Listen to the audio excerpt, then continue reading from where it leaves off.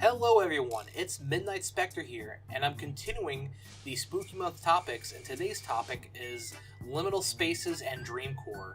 If you don't know what liminal spaces are, it's an aesthetic where it's a location between or two other locations or states of being. Now, I don't think liminal spaces are really that scary or creepy to me, honestly, probably because I have severe social anxiety, so these places where there's no one there is kind of honestly comforting to me. The thought of being an empty shopping mall or an arcade by myself is honestly truly an amazing thought to me. Imagine if you could have first pick of any arcade cabinet or go around and do the stuff you need to do without worrying about bumping into people or worrying about what people think of you. I think some of my favorite examples of liminal spaces are of gas stations or roads at night, because I tend to do a lot of night driving, and it's just so freeing, honestly, to be driving along the road in the dark, passing by all these buildings or businesses, and it almost feels like you're in a video game. You don't have to worry about a motorist doing something dumb on the road or getting stuck behind a slow-moving vehicle. You can kind of just cruise and not have to worry about much, and just take in the sights, except for deer or other woodland creatures. I honestly struggle to think why so many of these people think that liminal spaces are weird or creepy or scary.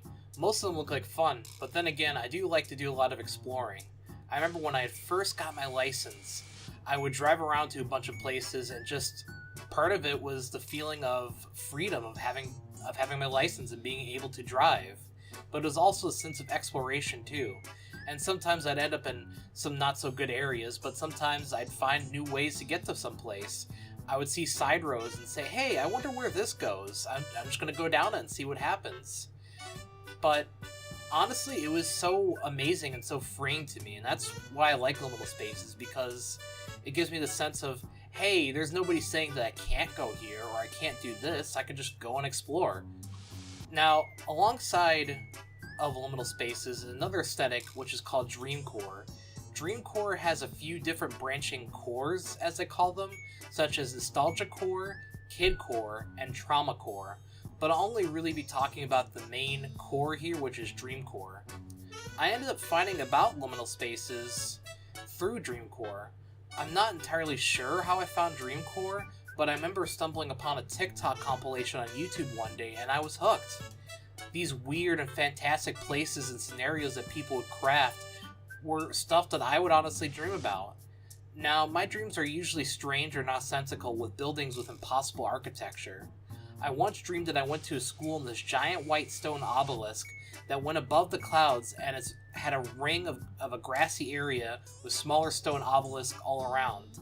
And then the restroom was this maze of sinks and toilets. Another dream, I had went inside of a Toys R Us, and it was this giant building with shelves 2 or 3 stories tall, and it stretched on forever, and people were riding these flying bicycles to browse the store. Another building I remember vividly is a gas station that was flying above the neighborhood I was living in. Even the weird or unsettling Dreamcore images are pretty comforting to me too, because it gives me that sense of feeling that, well, this is what other people are uncomfortable about, and I'm uncomfortable with most every part of my life, honestly, which fortunately has been getting better for me.